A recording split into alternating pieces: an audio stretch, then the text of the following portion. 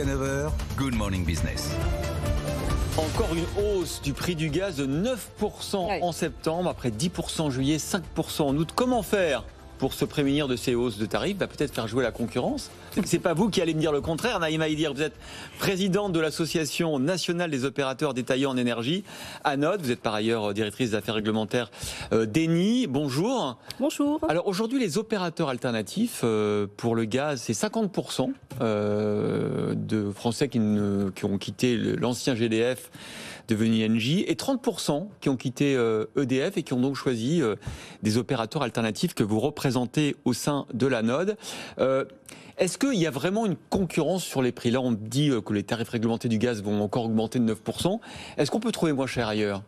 On peut trouver moins cher ailleurs depuis des années, et je dirais qu'on peut trouver moins cher, mais il y a aussi d'autres critères qui sont importants pour les consommateurs. Il n'y a pas que le critère prix est important, mais comme pour tous les autres produits, il est important de comparer et quels sont les autres trouver, critères quand on choisit son opérateur? Par exemple, on veut aujourd'hui peut-être de l'électricité verte, c'est important, en pleine discussion sur la transition énergétique.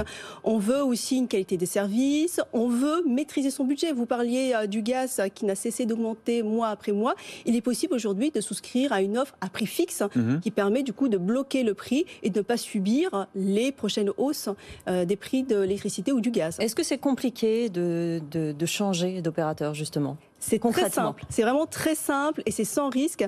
C'est aussi simple que dans les télécoms, car c'est le nouveau fournisseur qui s'occupe du portage, donc qui fait tout pour vous et qui s'occupe du basculement donc du contrat de l'ancien fournisseur au nouveau fournisseur. Mais est-ce que ça vaut le coup de le faire? Parce qu'on sait que les tarifs réglementés de vente de gaz vont disparaître en juillet 2023, dans moins de 2 ans.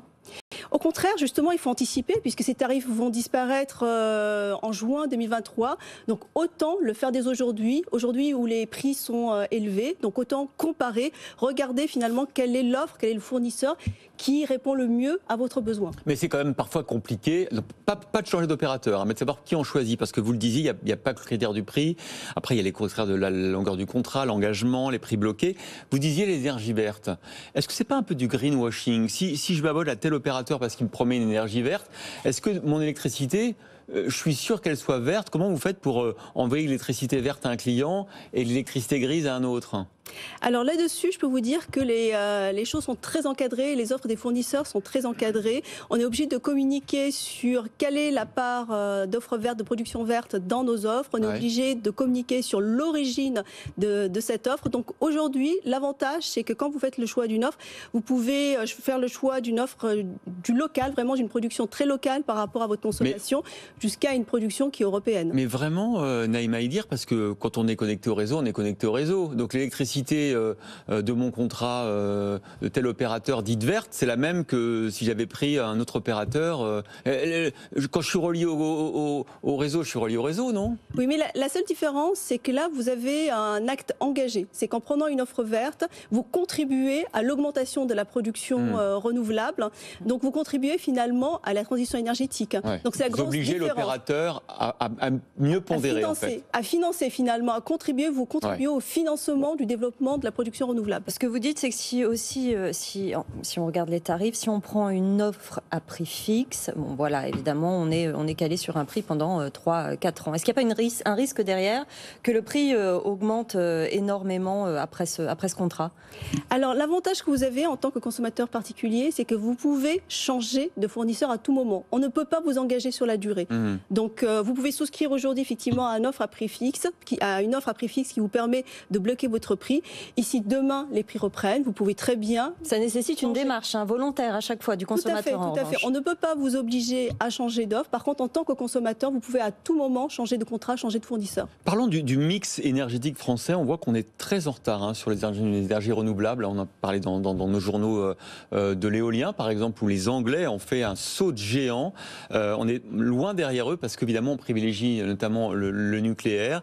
Est-ce que dans le coût de l'énergie, dans le mix énergétique, pour vous, c'est un problème à moyen et long terme?